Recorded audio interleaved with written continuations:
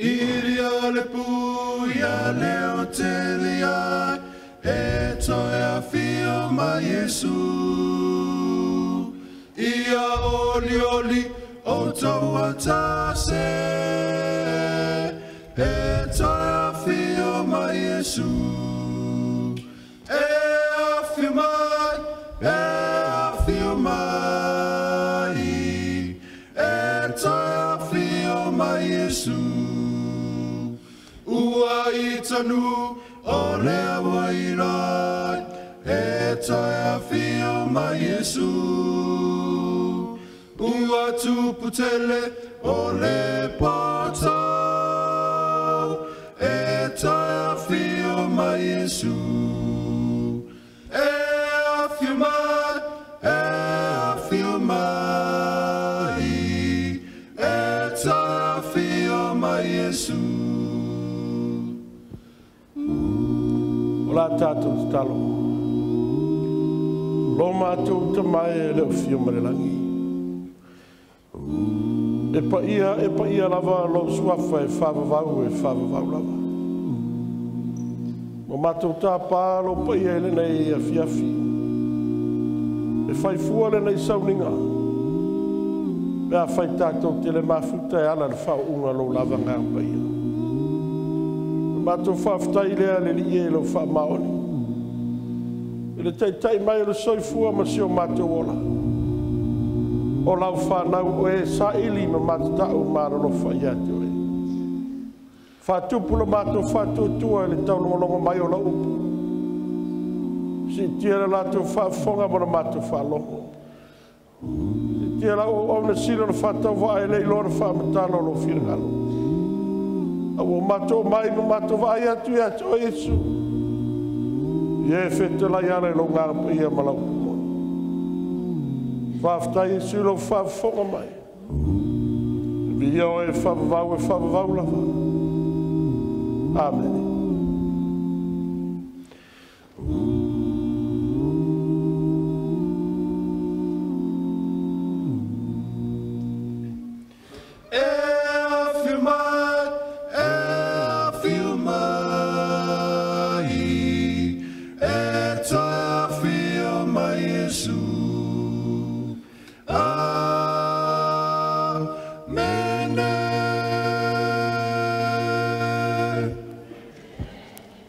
Sa mena via le tua mana au telvou.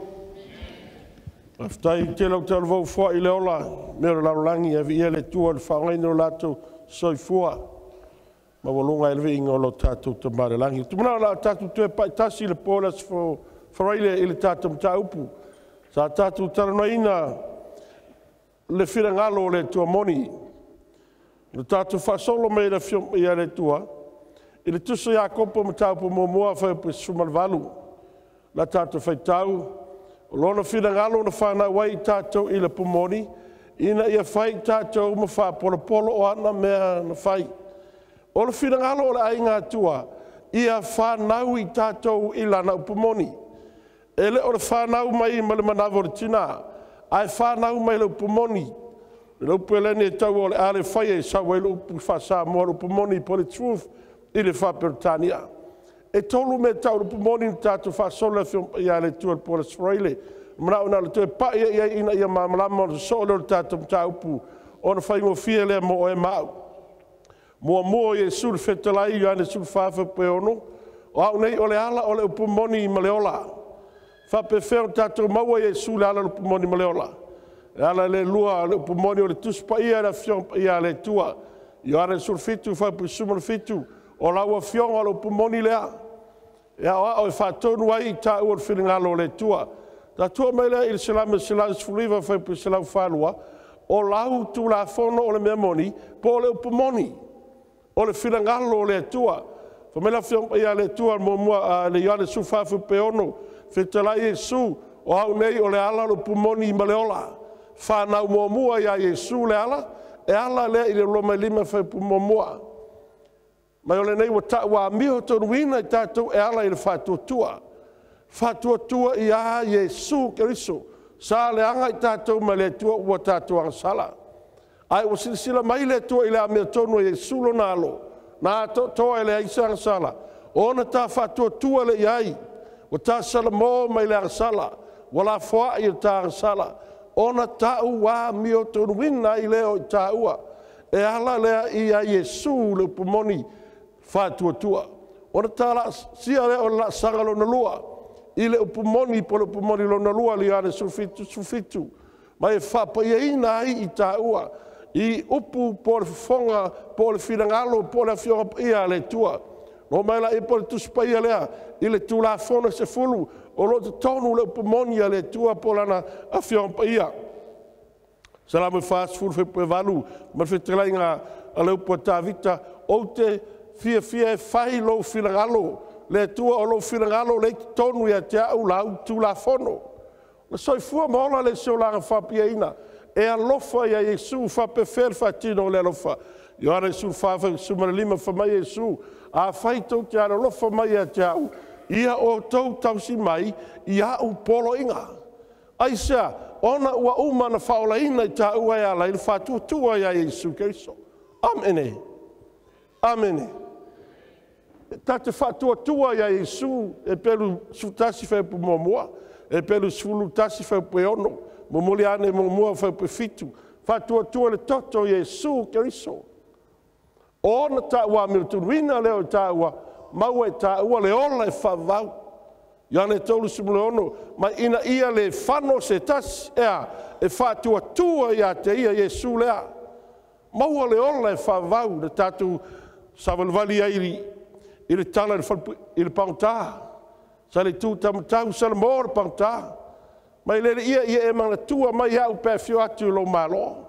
E le toisi a fetera ia Yesu i alu i lalo e tausi tu la fono alu lalo e alu le lotu ma le au le lotu le ai aisa na le fatua tua o ti loa mai su o te fai ate i le so da te mafuta mo i le aso e te fio mai lo tato li faola o le fatua tua le na mo ola i se o langa fau se o langa fapiaina o sui le o langa fa mai lo po Apolo ia Korinto o se o ia Keriso o le tangata fauia o na lea, wa iai lea lofa, tau si ai tu la fono. Tātou te le tau sia tu la fono e sifulu o le tua, tātou te sawa i le langi po le ale le langi, a o le ala i le langi, o le whātua tua, ia Yesu Keriso. Pera whamea Yesu o au nei o le ala, o le upumoni, ma le ola. Tā te whiu e lotu, tā mapu lotu. Ai le me whaina whanau o whawina o tātou o langa. Ma ola se o langa whapei. Ai sea, ona o lai ola le lotu. A ola ia Yesu Keriso. Ua whio a Yesu Keriso. Wa e swinga i o tātou tangata tai tasi. Wa fua mai fua o le ngāmpa ia. Wa e tei e le alofa. Nā te tu la whona sifulu a le tua. E pei o se pā e leo i le nuu. Leo ai tono a inga. Le vā i lua papamaa. Papa ma mo mua le vau te rata mo na tua. Ele to ifo isi tu ese. Ele to tau fua le swa fo yo volo na tua. Aisa na te lo ava ile tua mama ta ile tua. Papa ma lo na lua le vau te rata, ma le sio no uso te rata. Ele to anga le anga ilu no uso. Amene sa pese. Ele to fa sio te rata. Ele to fa ile to lo no uso. E sa pese. E sa pese. E tele tangata lotu. Tumu falsai lotu. Whanga le tatu ata le senga o tangata e o i lotu. Ma tangata e alu le lotu ona ole le tua. A o le lotu e mai o le metas. Au tangata e alu lotu ona o le tua. Wa whana fowina e ala ele fiompa i ale tua. Amen e i ele tua. O le tatu wha solo le tu la fonga e lua. Le fina ngalo le o le tua. Ta wai misa i lotu. Nau ta ua le tasi pō le aonga mo tamaiti e tamaiti e kopi. Pa ola mea ia whātumu le pepa i tumu. I tila tu kopi. E lei loa tinana o laile o mautinope sape se ai tusi ai lalo i tumu. E whapena le avenga lo pumonia le tua le o iai. Le aso o whai longa o lata le aso e fio mai e isu. Ua tele lau kopi. Tele fa pefea na la tua fa longo la unga lesi wala isi tu la fono sa wan foi la unga wala isi tu la fono ai fasili ai so stangata so se foi la unga so se foi fe au po ai la unga wala isi tu la fono fasili po tanga le mululu o tanga pelo o tanga fa so stangata wala tani lai mera fa mai rupa Apolo ia Korinto wali yu e satani ia la vaia ele liu ele tua. Wali ua satani ia lava ia e a vea ma angelu na mamlama. Wei fai longa. Mo tele o tangata o alanga o lātou o au na le tua. Alanga o le ise tu la fono. O le mafuanga e kopi. Kopi fa pefea. Wa su e ai mea, wa su e le oloa, wa su e le mamalu, wa su e ai mea ai. I le pumoni e le tua. Mai le whainga tuai o, mai le whainga fau. O la se fia mai a Yesu, e le whao ngā e tātou le tua, e whao ngā e le tua tātou. Ave e le whiri ngalo le tua. Tu la whono la le tua, la whafuanga. E lua tu la whono. Tu la whono le tua lea, ma le tu la whono mose. La tātou toi koe ova iai, o na manino lea, i le tu la whono lai tu i lunga le sātauro. Vai tau. Mua tu la fono le tua, mua le tu la fono le sao le tonga. Fata i tai soi fua mta ola ai. Sao loto e fia e oli. E sa pese. Lua, o le tusi e a ao le tua le papa maa. Lea papa maa na tusi le a ao le tua. Non tonu le sesenga, tuina tu tonu le ato la au. A foi la tola aule luma ne le pote silo pa ia e tu tonu ia le tu la fono se fulu ale tua. A tu la fono mose. Tu la fono le polonga na mai ona o soli le nuu por fa na le tu la fono se fulu. Tu sie le limo mose, tu sie mose lea. Tu i le tu le tola au, tu i fafo le atola au. Fetala ile tu ya mose la na ona tu si le e le lima mose i lunga le tusi. Whapopo mai ono o le angsala. Lima, o le fofo o le angsala. Ono, e le tu mau, ua tui i whao o le sātauro. Alanga loa. Le tangata e le mtua su e le leile i le fio i ale tua.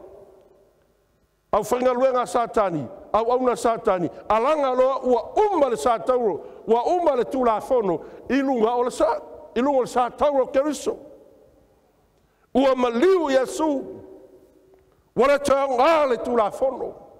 O la usiri. Ua maliu Yesu. Ua tanga la fa sa tangata. Ua tanga sa moa. Whaftai tasi le ai.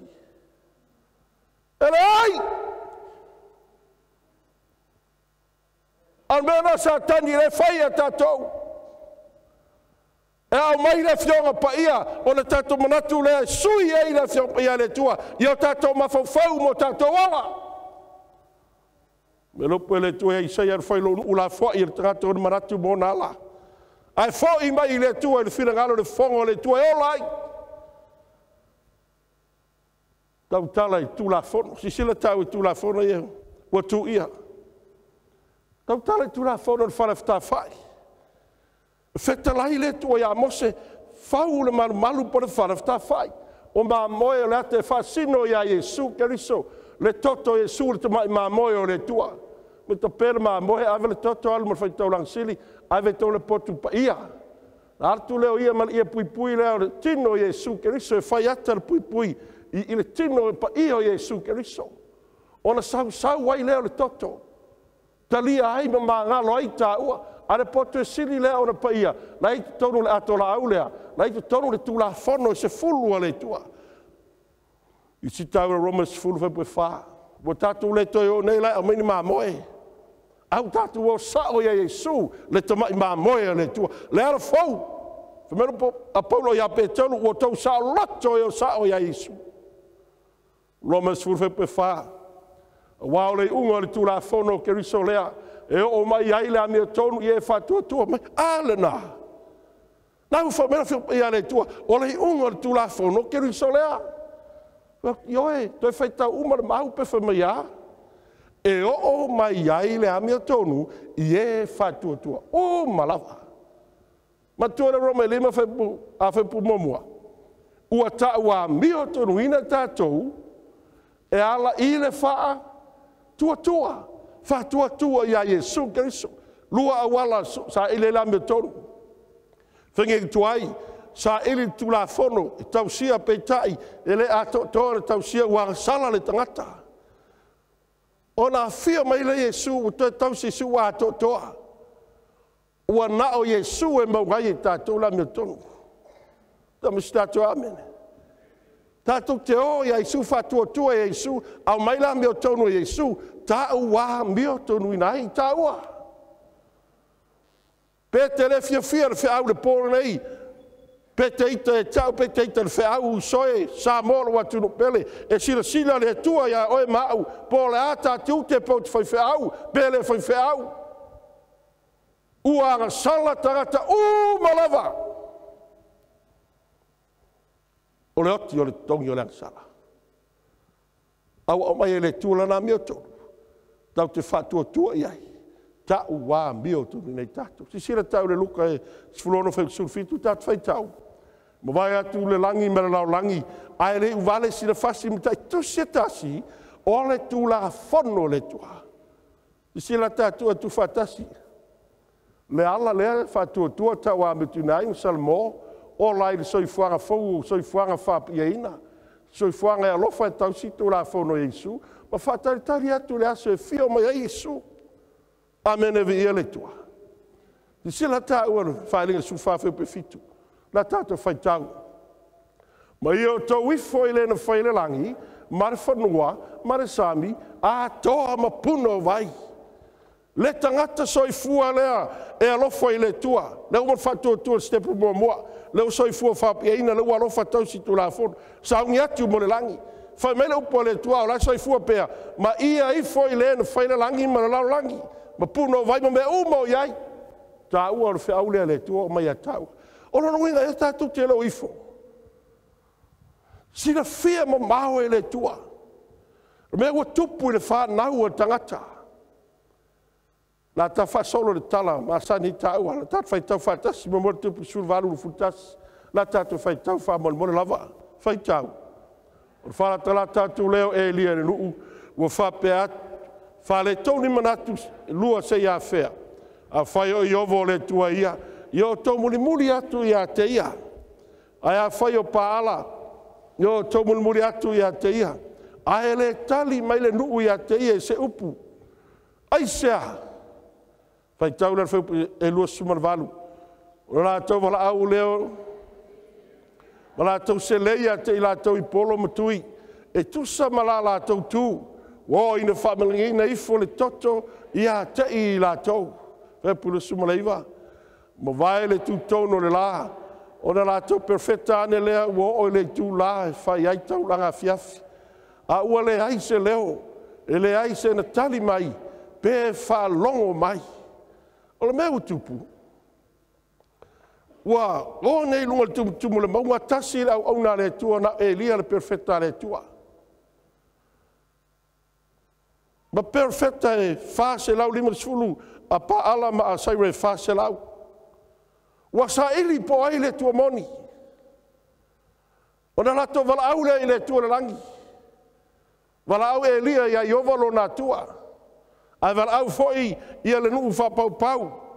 Ia paala, masitati le tō lua paala, lo la tō tua whapau.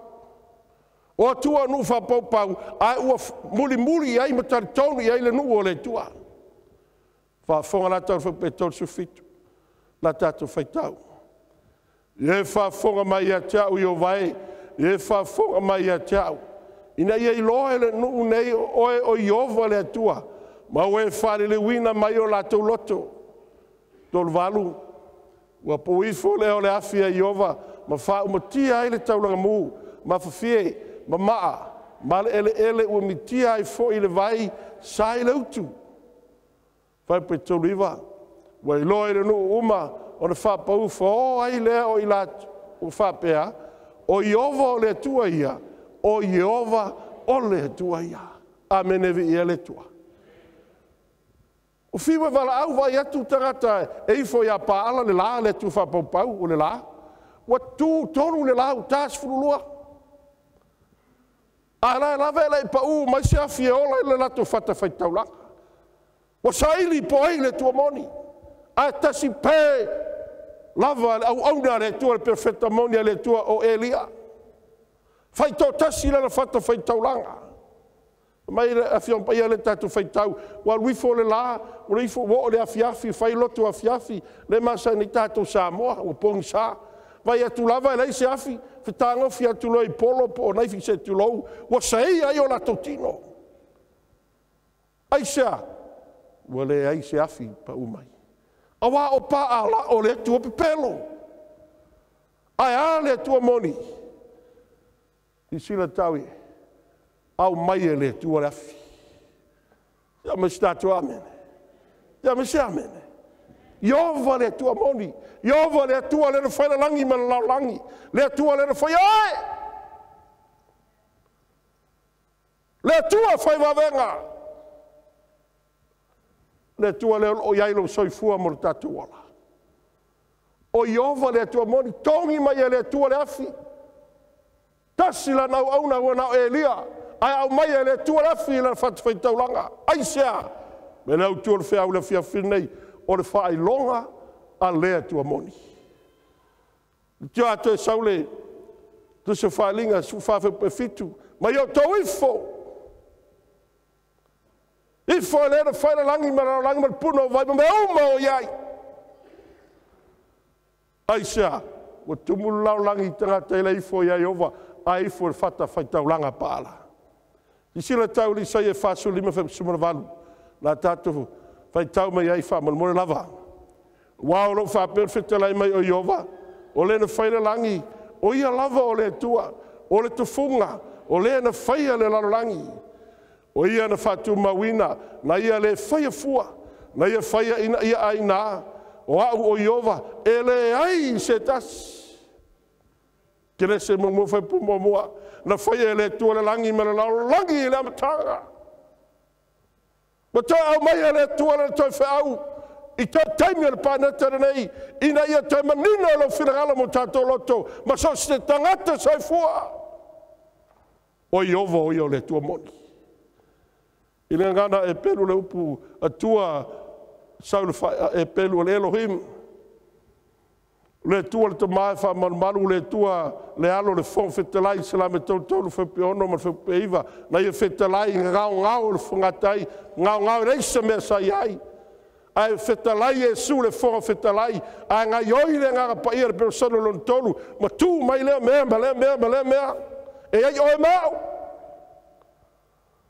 ai sea foe le tua si sira tau whanga le tua mua aso mua fai le tua ma malama ma poliuli e tat fai tau fatasi mai tasi lua va ni mo fai le tua le aso lua aso tolu fai le tua le sami malele aso fa fai le tua le lama sina maftu aso lima manu fe ai mai o le sami aso ono manu vai fa mal tangata o lo le aso fitu na malo lo ai le o le tua na le fitu a vai aso le amatanga le fofuanga le fai le tua me uma. Mera fio ia le tua. Io tau ifo i le na fai le langi mala langi ma puno vai me uma iai. I si tau le tusa kine se lo fai pumo mua. La tatu fai tau. Uma lava o fai le langi mala langi. A to fo ima mea uma o iai o na alea. Uma e le tua le aso fitu la ngā luenga na fai e ia.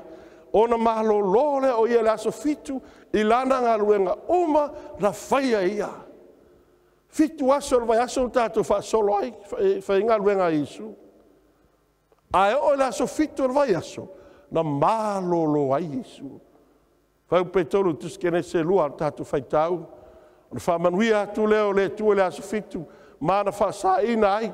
A wana mahalo ai o ia lana ngā luenga uma lava na whaia. E le tua saunia. Wha manuia, le tua e le aso fitu. Toi wha saina e le tua. Whai se ngā luenga ai sea. A wana malolo ai o ia. I lana ngā luenga uma lava na whaia. E le tua na saunia. Kisi tau le se ngā aso. Whai ngā luenga le tua le aso mua aso lua aso tolu aso wha aso lima sono. Ai o olo i le aso fitu al vai aso. Malolo. Whapia ina, whamanuia e le tua. Pero le se nā fula la unga ma le sa patia le asfitu. Ta mā uso tu whawhine. A le sa patia se aso fitu leo te launga ina, te le fie tu i o toluma. Moni me whabao. Au te misia tātou sauninga. Nai sila fia le moni o lau tala le whai atu. E le ai se pisi ngisi a kasi. E le ai se fe au a kasi. Ale e kare sia so fiku sa moa kuko kasi. Po le ale ngō le kare sia so fiku. I le fe sa paki na malo loa i ova. O le sa paki nga whapaia i ova. O le sa paki nga whamanguia i ova. Aisa, o i ova nga whaire langi malau langi. Whai kau whamanmole soko e luas fulu sukas. Nātu whai tau. Wana whai i ova i aso i ono le langi malau langi a toa mara sami. Ma mea lava o iai. O na alea. Malolo ai lea o iela so fitu. O le mea fo i lea na whamanuia ai e i ova na sapati. Ma na whaa pa ia i nai. Peo, ta te ofa pa ia la so mo mua so lua so tolua so fa so lima sono. Ele pa ia i lumo le tua. Di fa fonga la ta ur fetalenga le tua la sfitu le por sa pa te iova. Skelu luas fulu sumara lua la ta tu fai tau. Fai tau.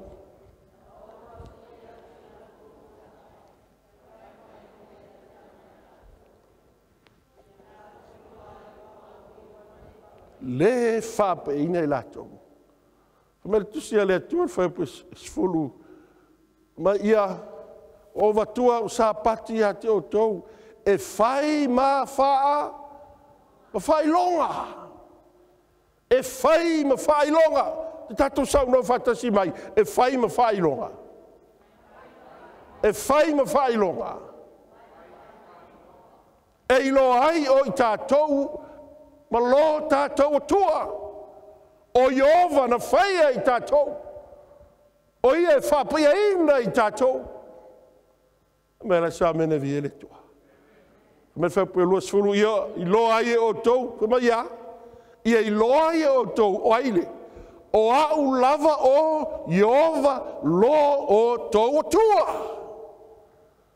Ele o se sa pati e se lotu o se fitu. Te sila tau le tala anga o sa pati. Mai lava na fofoanga le tatu fai tau tuisa kena se. Fofoanga fai le tua le sapati mau e laloi. A mena o mia ni mau. Na e whao so tai me le hawa. A watu ni mau e whao mau ni hei elo ni tusi sesio tusi pa ia tusi a le tua. A mata mai e tena sa yo na fanga le nuo le tua. O ese le nuo le tua mai ai kupito mena no fopolonga ai. O le mea mua na toia hao e le tua. O le sapati. Ai sea, fia se lauta usanga polonga ia ai kupito. Ma tausi le aso i fuai tangata ai kupito. Ia pa ala le tua le la.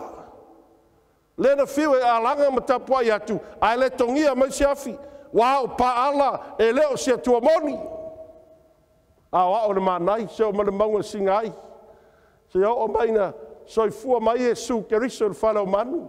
Luka fasu mo le ono. Mai o le masanya Yesu o le alu le sunako po le malu o le tua. I le asu sapati.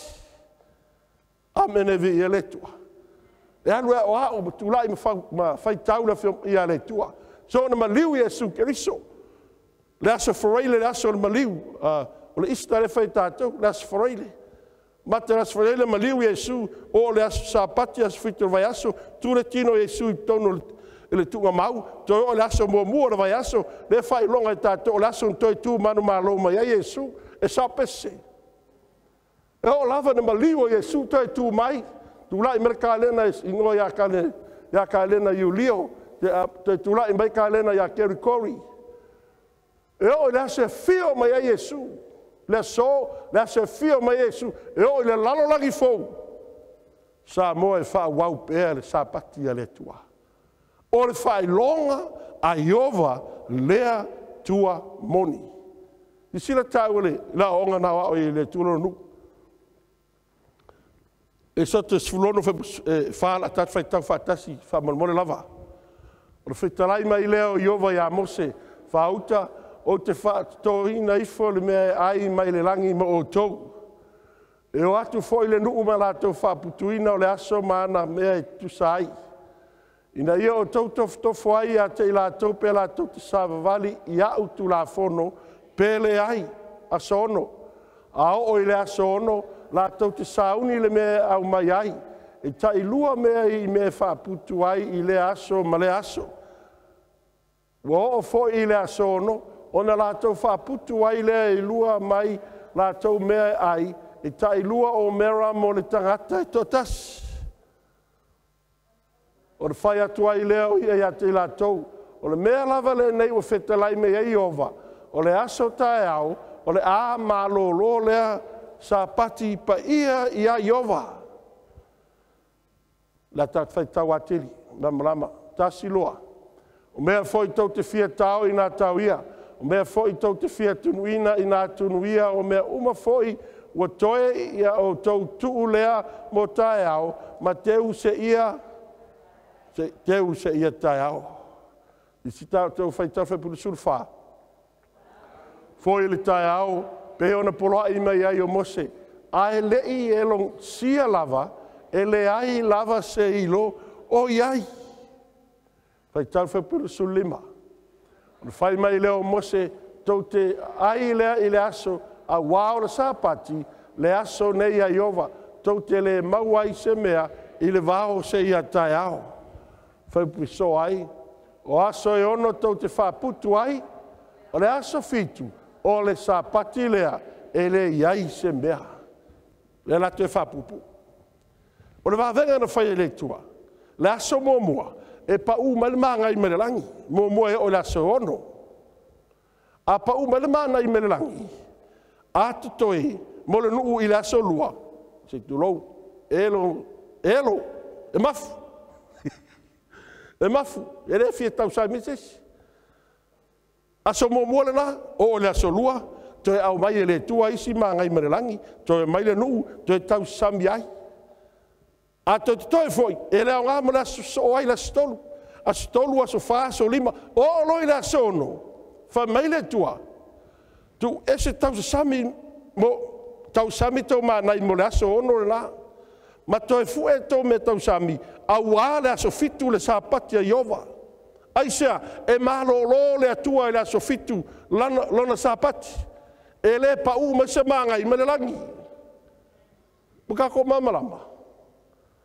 O mamalama kako le wawenga le whai le kua. Si lunga lau, au pe le mamalama. Ie leu kako mamalama. Vaila kako le mea kau kia ang whai le hu. E ki ngā hanga mamalama. A vela kako le mea whai le hu. O la mea whai le hu. Ngā o ai whafo. Te e peia o ki karu kongo kako sa moe ku punga mai a Israel. E ia kako le il ko ngā nganga lea. Pe whaare kia. Whaare kia. E wha uru malo ai le skaimi. Ngā o ai whafo. A koe whafo. E sa ora kala ale sko inga e sa menga vaia. Le ai ma se mangai. Ai sa o le atua o ia o le atua whamangi. E le pei le atua le tangata e pepelo e whemoi moi ai. E se kala fai ngai, e se kala fai ngai, e se kala fai mai o luma ngara ume ale kua, e se kala fai mai ao e. Au le kua fa maongi. Si sila kala fi kala ngare kua. La ka fai kau fakas. O fe talai mai leo Iova ya Mose.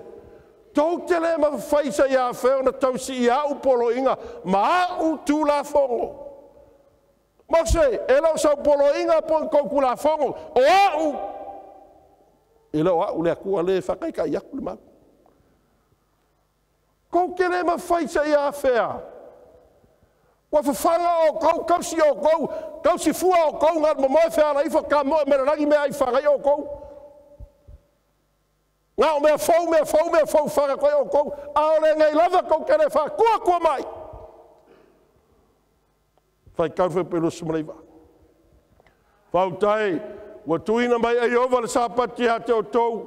Me le ua ia fua ina mai ai le aso e ono le me ai mo le aso e lua. Ina ia o tou no fo e taitasi le me no fo ai. A ua le alu i fafo se tangata i le me no fo ai. I le aso fitu. Ai sea, ona malo lo lea o le nuu i le aso fitu. Me le whapunga le sia ua e tiau. So le, O ko nga fe o ai fa ko fale la sap. Ngai ko so sa pa. Wa ko so, a ul fa va valea, fa ka le mau. Elo fa mai Yesu, a wole oi fa fo e ol se loku. Mai Yesu, a wole fa fo e ko ka e mai ma ngai marangi. O tele o ka ko excuse ka ko manga ko fa sa pa ki o le kua. E kai pe o la vanga le ki nga se kala mai le kua. A wole oi fa fo, ai oi fa fo. Bola ki le ka o ia mengi ala le kua. O le malo lea, o le nuu, i le aso fitu. Amene, vai la tau tu la fono le tua. Me le na hita satani, i le tu la fono. E le ngata o le whira ngalo le tua, ai o le whai longa le tua. E sa te luas fulu walu sultasi la tato whai tau. E mantua la sapate te whapeina, o aso e ono e te ngalue ai, ma whai ai au ngalue nga, o malava. A ole aso fitu ole sapati le ia i ova lo tua. Au e te whai ai se ngā luenga tats. O oe, malo watali, malo wafafine, o la o una tane, mala ua una fafine. Fo i maltangata ese o lo mauma oe, a wana whai ai ova i aso e ono. O le langi malalo langi, a tō marasami, ma mea umalava o iai, o na malo loa i le o ia. I le aso fitu. Malolo fa pefea. O le mea fo i lea fa manuia ai e i ova le aso sapati. Mana fapa ia i nai. Amene vi i eletua. Mena fetu ai, e leo se sapati e kare se aso fitu. E tele fo i au fitu ma le afa. Mena fetu i sauninga nge, e leo sauninga se kare se aso fitu. Sauninga se kare se as fiku ka swa komu le maru ngai. Ai le komu. Fa penga fo yo le komu le langi I tanga te lotu. Ngar fa mai su mata fitu lu futasi. Ele sau le langi la ka uma fa mai ke au. Le ia. Ngau e fai feeling alo lo ka ko ka le langi. Ora fisili. Malolo fa manuia. Fapi, tate fiula e fapa ia pe malolo I. Po le fa, po le kolu, po le lua le kasi. Ele I malolo ai le tua. O le sini la, na tausi e Yesu le sapaki. Na fafonga, na soli e Yesu le sapaki. Tele mangaku, e mana o tangata, ia li liu le whiringalo le tua, ia whaile mea lai loto iai. I sila ka ua luka e whasu longa la tātou whaitau. O no fale le o ia le sunako le sapati. O lana ma sani e Yesu sapaki uma. E lo le aru sapaki ngei, alu saunginga le sapaki ngei, o le sapaki alu lakapi. O le sapaki alu whapoponga. E le afa Yesu, o laku le kasi kare sia whaila o biseo whapengei. Ai si, moro whai fisili. Ai si lunga limore, o se tasi tangata sa mo umatua, soifua. Fa mai, fai feau, fa apea uia e pule haika a loku le sapaki, ka fao le sapaki, alu I maliu le sapaki, fa kuile ai lewe mangingo lo pule kua. A fa melang saunga, au se uso koi inga lenga o mai au, fa penga umalanga mele fa sapaki.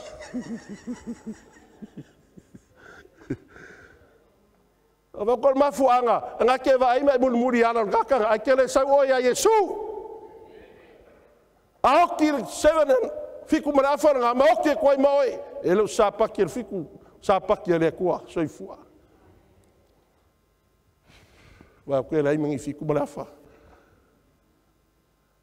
Si kaule ma reko e lufa pu su fiku la ka fai ka fa kasilua. Fai ele sapati mortangata a ua le fai ele tangata mo le sapati le neila o le atali o tangata o le ali lava lea o le sapati. Tot sila fier vaenga de mera nga luenga la frusa yo mala usatu ka yo mala tusi upu tangata lotu e fai e o e tau la malama Yesu pe moni o ia o le alo le tua la la tu fa longo le ma va ai na nga luenga mana o onga pe tu sai mal filinga alo le tua e o tu e fa malo lo Yesu mai i le sapati fa tu lo Yesu Vai ati o tau lau tau tū ma le tau anganu. A pa ule ma moe tasi. I le anga pe o le loa. E tu o tau ma moe iwa suma le iwa. Ai mo tua o e suma le ma moe kasi i la sapaki. A le saua una i sa ili ma wha malo lo le tangata le ma i le sapaki.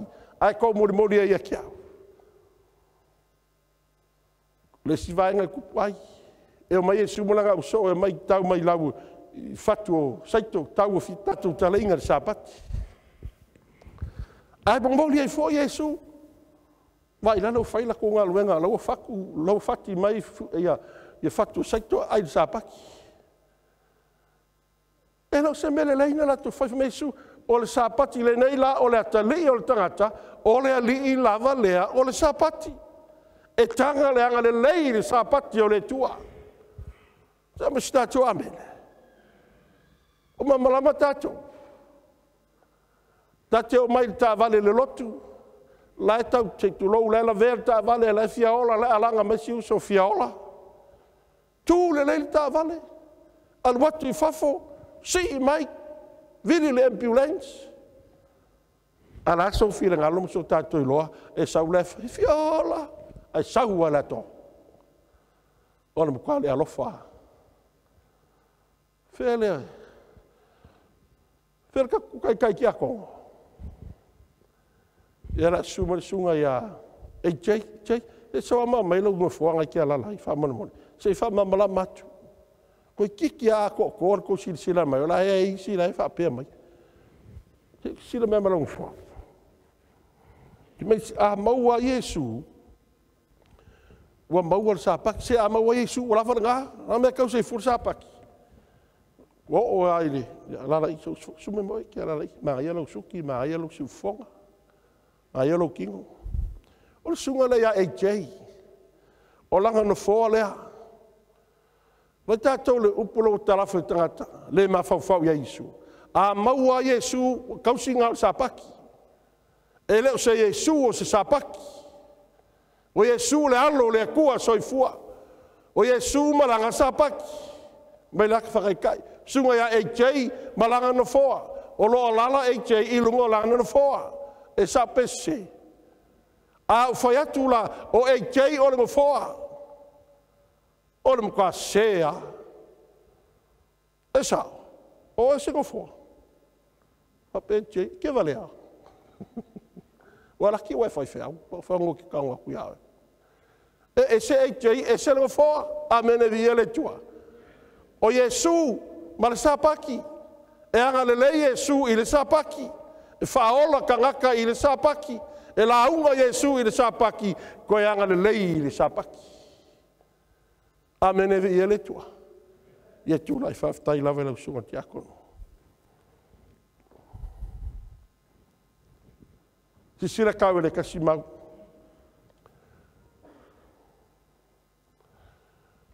Mai a tamu. Lua feongo se lau kausanga, e o mai a mose, o la e lava I ai le sapati o le tua. Ili kai sau sa sofiku. Kena se lusulongo fai pe lima ka fai kau fakas. Wana falongo a peramo ia poro inga mau fatununga mau tula fono. Tula I mai a peramo le tamara fatutua, na ia tau si le sapati. Sir kau mai a mose o mai a Yesu, e afe lima se lau kausanga na tausi fo'i le sapati. O mai lau so o Yesu, lua afe kausanga o le kausi lave lau so. Lau so e suma le lua. Ngala ko kausia le sapaki o le kua. E peu le fafe upeiva, la tatu faitau.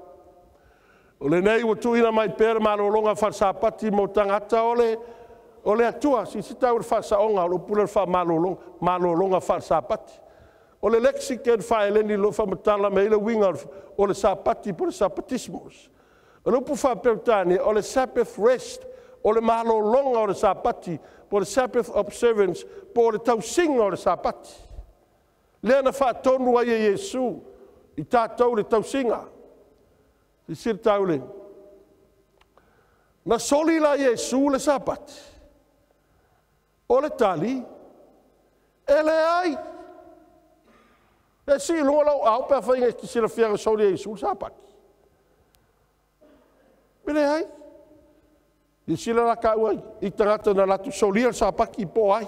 E skelu le fulua le sfulonga la tatu faitau. Faitau.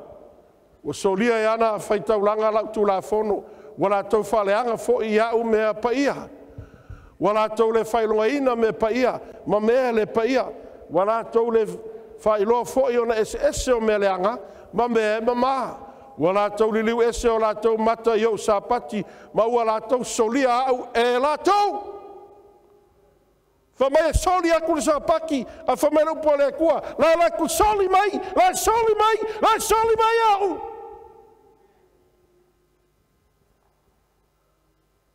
La soli fonga iofa. Pele ia ki au ka alonga la kapi. Pero maga kua se ka lengi mai le kua. Au ki alo la kapi sa paki. Alanga luela ngango le. O fai kaulo le maulea. Kai o fefe kua la kapi sa paki.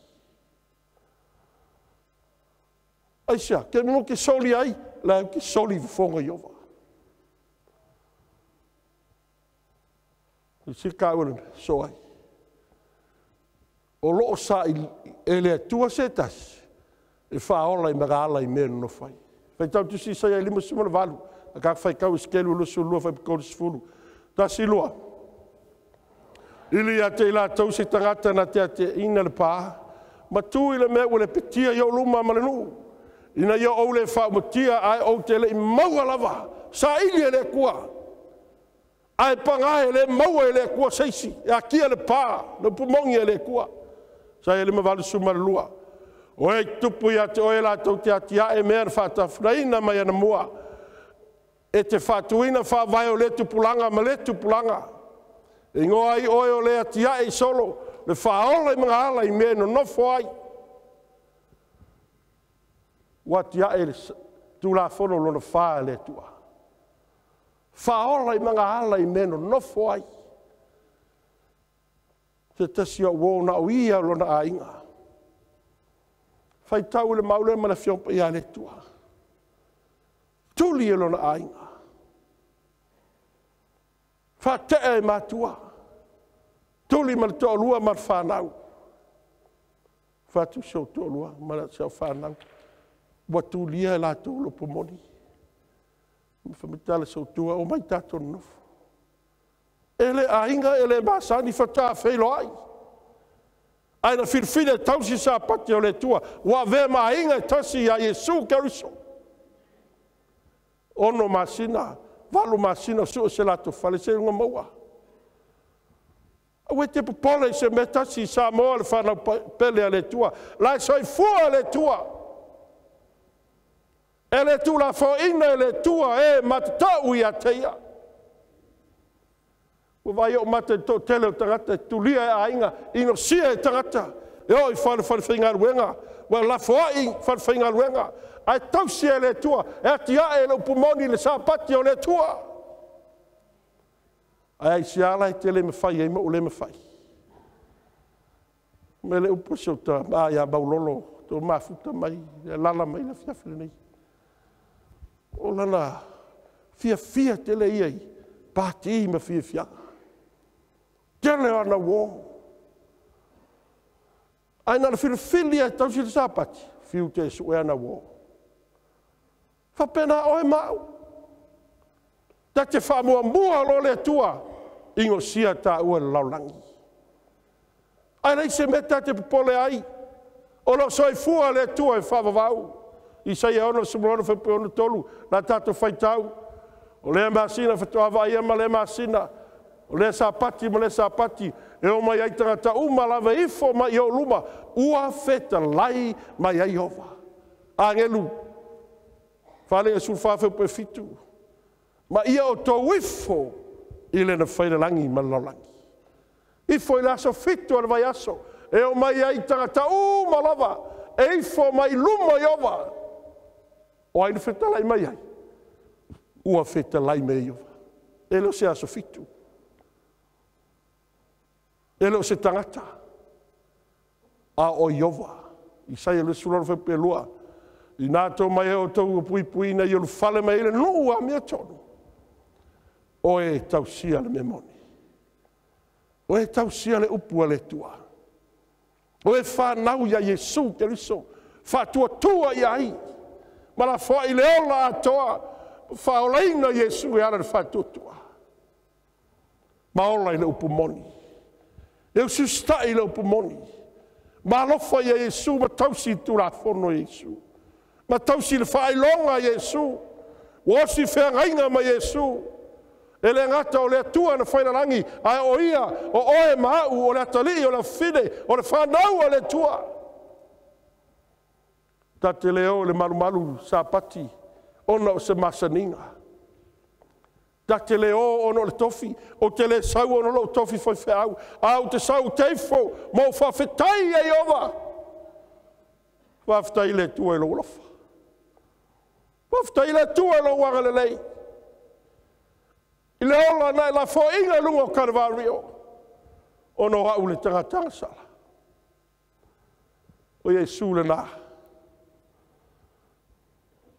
Wana o Yesu na maliu mo tawa. Ai susu e mo susu la fiom ia le tua o savalia nele lua vai aso. O tele au mai ni a onga se lotu. Na le upu moni a Yesu Keriso. E moli mau mai ai. O Yesu o le alo o le tua soifua. Le taulanga o lana i e whaia mo e maa. Lukas fulu ono whai sumur fitu. Mai e mawai atu le langi, e mawai ngofi atu le langi, ma le lau langi. Ai le uvale sina fasi ni tai tusi tasi.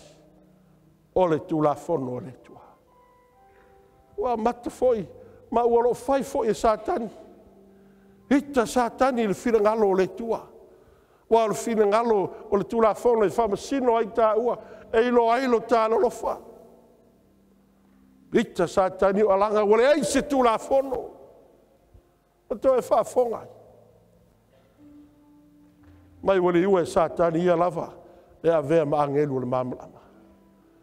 Me lo po Yesu le iane su fa sumare lima. A fai tau te alo lofa mai a Yesu. Ia te au le Yesu lea. Ia o tau si mai.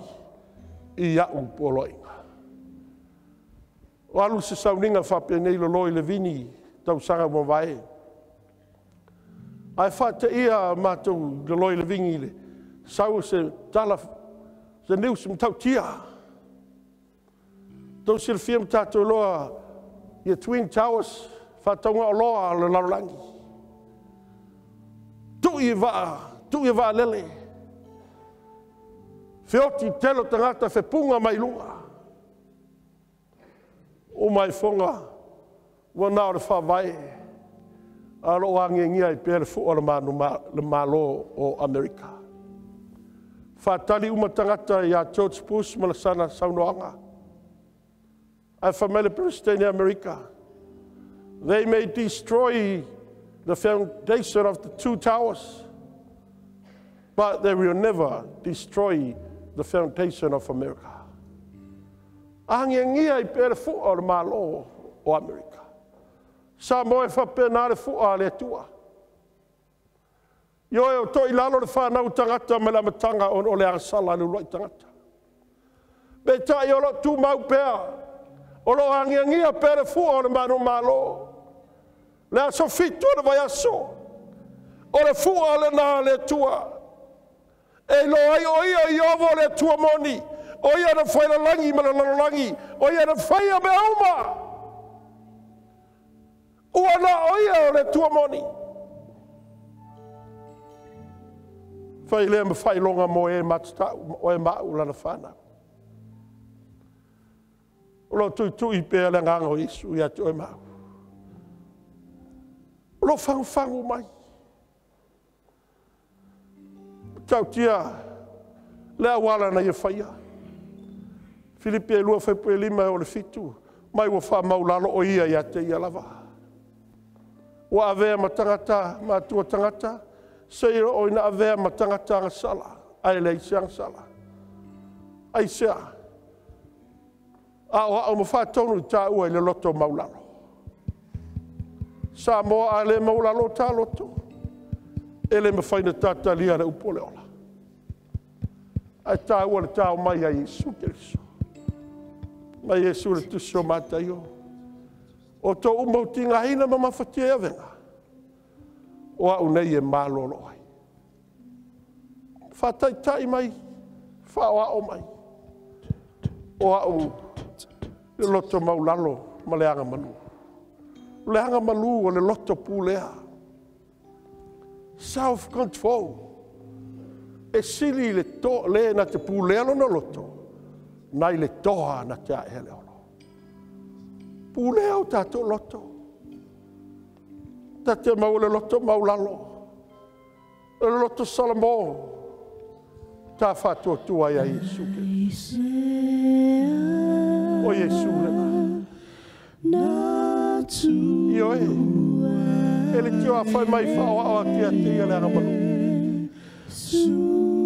Na ia talia. Na ia usitai. Awa o ia iloa le se awale la mea ia tuema. Na ia sila whiara leila awala o la ia uia. La ia amo le nei satau. Ina ia le whano sita.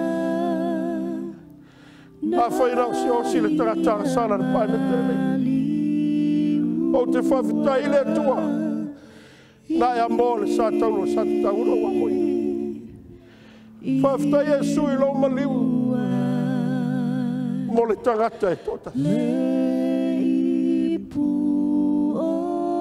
Ma fuangana na inu e Yesu le poa.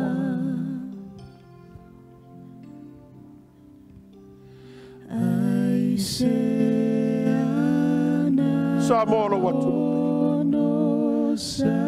A whai te tenga lo whirangalo se upu. O le upua le tua mo e mau I taolai. O upua le lofa.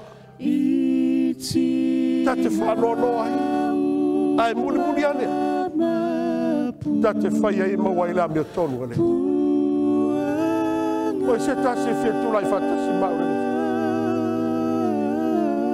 Tato tinga ina maftia venga no Yesu tato te malo. Tato mai Yesu.